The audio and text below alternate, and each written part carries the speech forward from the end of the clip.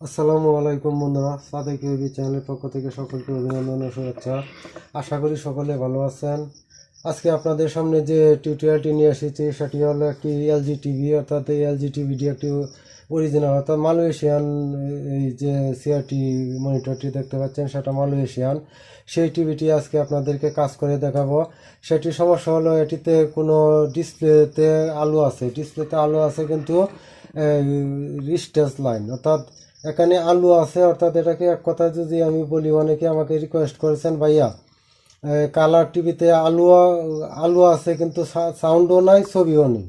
এই ধরনের টিভিটিতে এই ধরনেরই সমস্যা। এখন আপনারা একটু দেখুন টিভিটির ভিডিও আইএফ লাইন, অর্থাৎ আমি এখন লাইন দিচ্ছি।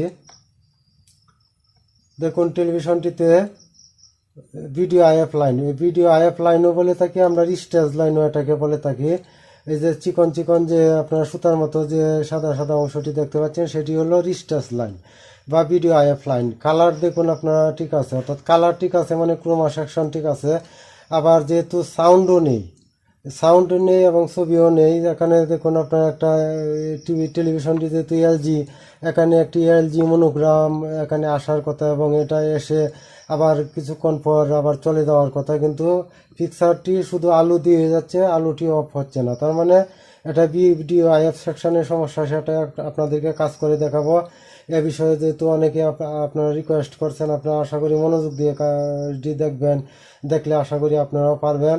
চলুন ভিডিওটি শুরু করি। শুরু করার আগে আপনাদের কাছে ছোট্ট একটি রিকোয়েস্ট, যারা আমার চ্যানেলটিকে এখনও সাবস্ক্রাইব করেন নাই তারা অবশ্যই সাবস্ক্রাইব করে নেবেন। আর যারা অলরেডি সাবস্ক্রাইব করে ফেলছেন তাদেরকে অসংখ্য অসংখ্য ধন্যবাদ। তাহলে চলুন আমরা টিভিটির পেছনে অংশ গিয়ে কীভাবে কাজ করতে হয় সেটা আপনাদেরকে দেখাই। বন্ধুরা দেখতে পাচ্ছেন আমি টেলিভিশনটির পেছনে অংশ সার্কিটে এসেছি। এখন আমি এটাকে কাজ করব এবং কিভাবে কাজ করব সেটা আপনাদের সাথে আলোচনা করব। আশা করি ভিডিওটি লাস্ট পর্যন্ত মনোযোগ দিয়ে দেখবেন। এখন আপনারা দেখতে পাচ্ছেন যে এই টেলিভিশনটি আছে, এটা ভিডিও আইএফ সমস্যা, অর্থাৎ ভিডিও আইএফ এর দুটি অংশ আছে।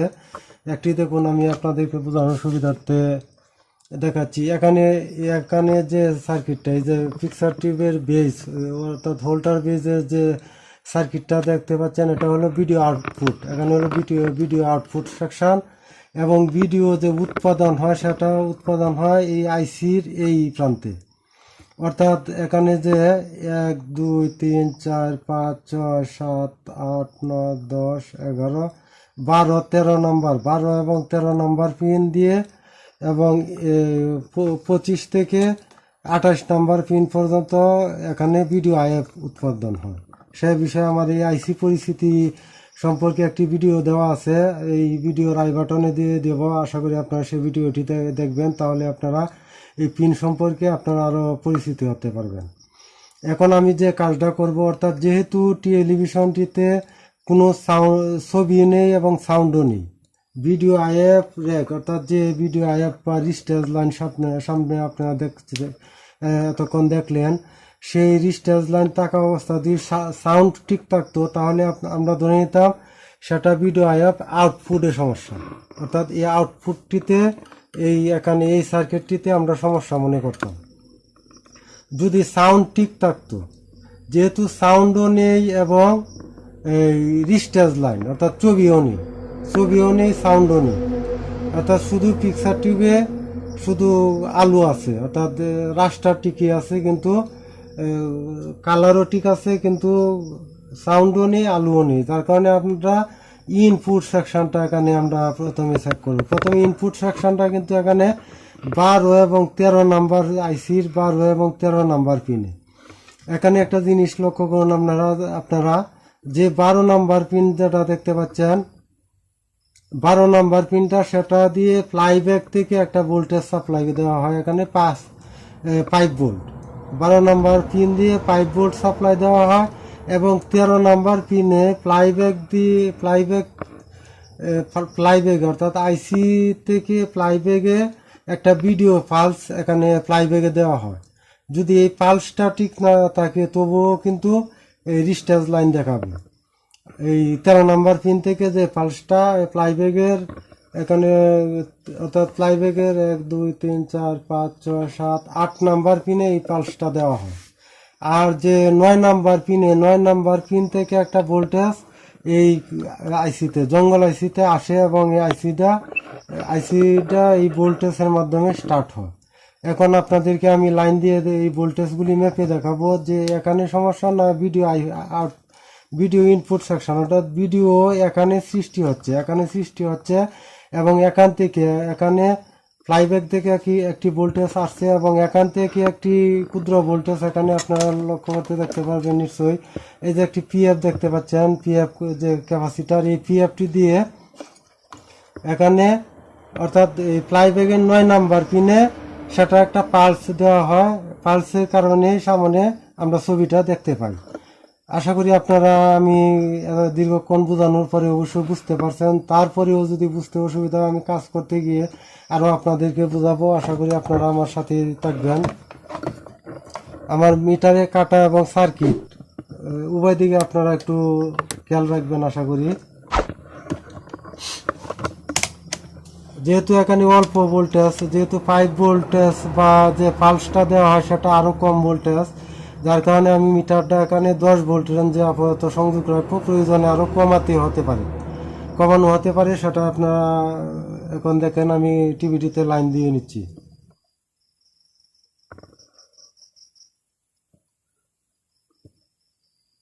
দেখুন 8 নাম্বার পিন যে ফ্লাইব্যাগের 9 নাম্বার পিন,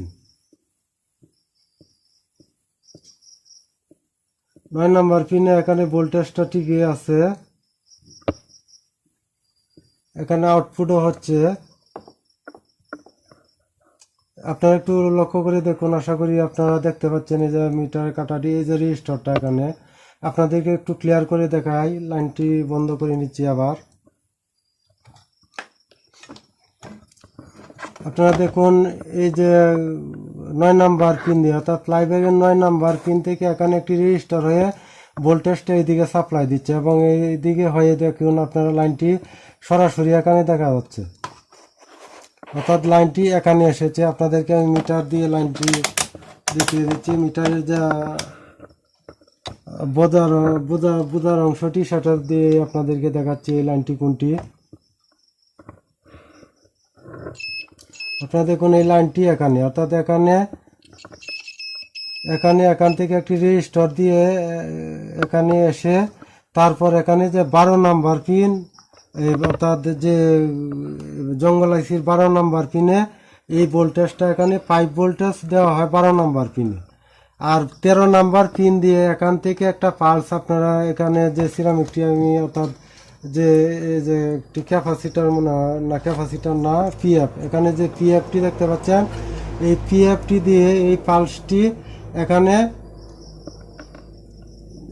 যে 8 নাম্বার পিন, ফ্লাইব্যাগের 8 নাম্বার পিনে ইনপুট দেওয়া হয়। এই পিএফটি দিয়ে ভিডিও পালসটি ইনপুট দেওয়া হয়, তখনই আমরা সামনে ছবিটি দেখতে পাই। এখন যদি এই ভোল্টেজটা এখানে ফ্লাইব্যাগ দেখে এখানে ইনপুট না হয়, অর্থাৎ এই জঙ্গল আইসিতে যদি এই রেজিস্টারটা নষ্ট হয়ে যায়, অর্থাৎ এই যে রেজিস্টারটা দেখতে পাচ্ছেন, এই রেজিস্টারটা নষ্ট হয়ে যায় অথবা খুব চিকন লাইন, এটা দেখুন এই লাইনটি দিয়ে আসছে, এখানেও আরেকটি রেজিস্টার আছে, এই রেজিস্টার, এই যে এখানে দেখুন রেজিস্টারটি, এই রেজিস্টার যদি নষ্ট হয়ে যায় অথবা লাইনটি কোনো জায়গায় কেটে যায়, ভোল্টেজ না আছে, তবুও এই ধরনের রিস্টেজ লাইন দেখাবে এবং কোনো সাউন্ড আসবে না। যেহেতু ভিডিও সেকশানে কোনো ভিডিও উৎপন্ন হবে না, সেই ক্ষেত্রে কালার টিভি তো, যার কারণে কোনো সাউন্ডও এখানে আসবে না। এখন আমি আপনাদেরকে দেখাচ্ছি যে এটা আমি কিভাবে সলভ করব। সম্পূর্ণ সার্কিটটা আপনাদেরকে দেখাতে আমার একটু অসুবিধা হচ্ছে, তবু আপনারা একটু কষ্ট করে দেখে নেবেন। এখন আপনারা একটু দেখুন, আমি আবার লাইনটি দিয়ে নিচ্ছি।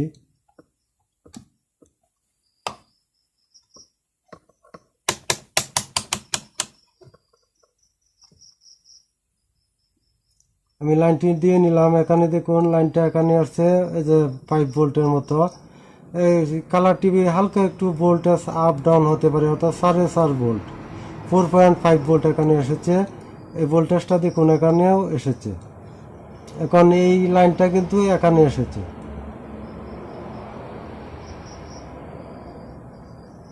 এখানে যেহেতু একটি রেজিস্টার দিয়ে এসেছে, এই যে রেজিস্টারটা দেখতে পাচ্ছেন আপনারা, এখান দিয়ে এসেছে, যার কারণে এখানে ভোল্টেজটা অনেকটা ড্রপ হয়ে যাচ্ছে। ড্রপ হয়ে এখানে ভিডিও আইএফ সেকশানে এই ভোল্টেজটা এখানে ঢুকছে। আপনারা আশা করি নিশ্চয়ই দেখতে পাচ্ছেন এখানে ভোল্টেজটা ঢুকছে এখানে। এখন যেহেতু এই ভোল্টেজটা ঠিক আছে, তাহলে আমার ধরে নিতে এখান থেকে যে ভোল্টেজটা, অর্থাৎ এই আইসি থেকে যে ভোল্টেজটা এখানে আউটপুট হয়, অর্থাৎ পালসটা, যে ভিডিও পালসটা এখানে যা, যে এখানে 12 নাম্বার পিন দিয়ে যে ভোল্টেজটা আসার কথা সেখানেও আসছে, এবং এখানে যে 28 নাম্বার পিন দিয়ে যে ভোল্টেজটা আসার কথা সেটাও এখানে এসেছে।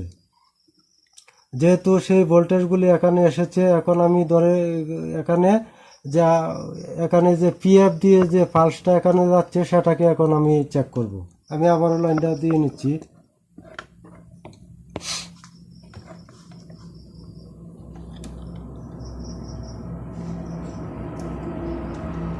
দেখুন এখানে আছে ভোল্টেজ,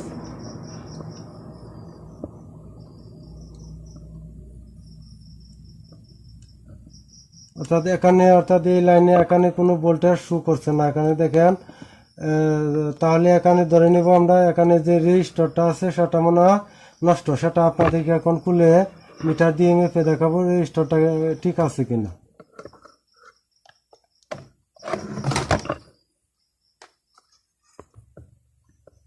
এখানে আপনারা দেখতে পাচ্ছেন দুটি রেজিস্টার, অর্থাৎ এই রেজিস্টারটি ঠিক আছে এবং এই রেজিস্টারটি সমস্যা। এই রেজিস্টারটি এখন আমরা খুলে নিব।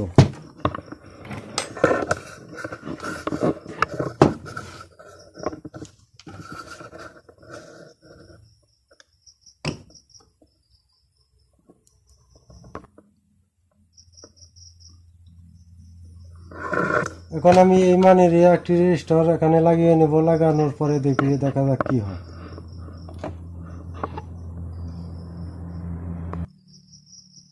আপনারা দেখতে পাচ্ছেন এই রেজিস্টারটা যেহেতু সমস্যা, এটাকে আমি পরিবর্তন করে এই মানের একটি রেজিস্টার নিয়েছি অন্য একটা সার্কিট থেকে। এই ধরনের রেজিস্টার সাধারণত বেশি মানের রেজিস্টার সাধারণত অ্যাভেলেবল পাওয়া যায় না কিনতে, যার কারণে পুরাতন সার্কিট থেকেই সংগ্রহ করতে হয় এগুলি। এখন এটা আমি এখানে লাগিয়ে নেব। আপনারা দেখতে পাচ্ছেন এখানে আমি লাগিয়ে নিচ্ছি রেজিস্টারটা।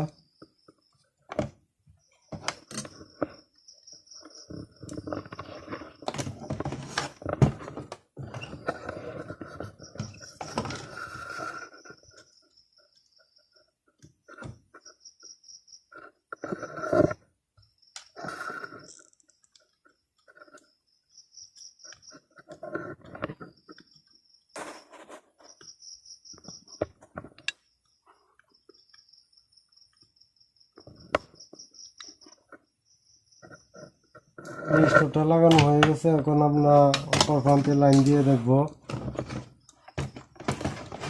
কি সমস্যা হতে পারে, ঠিক হয়েছে কিনা। যেহেতু এখানে ভোল্টেজ খুব কম, এটা মিটার দিয়ে পরিমাপ করা অসম্ভব প্রায়। সেটা মিটার দিয়ে পরিমাপ না করে আপনাদেরকে সামনেই দেখাচ্ছি সেটা কি কাজ করছে কিনা। এখন আমি আবার লাইনটি দিয়ে আমি দেখে নিচ্ছি।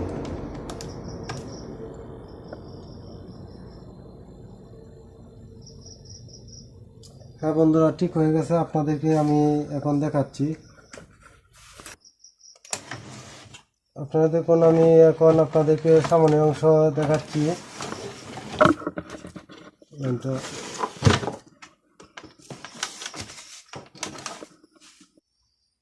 হ্যাঁ বন্ধুরা, দেখতে পাচ্ছেন টিভিটিতে লাইন লাগিয়ে নিচ্ছি। এখন পাওয়ার কর্ডটি লাগিয়ে নিচ্ছি।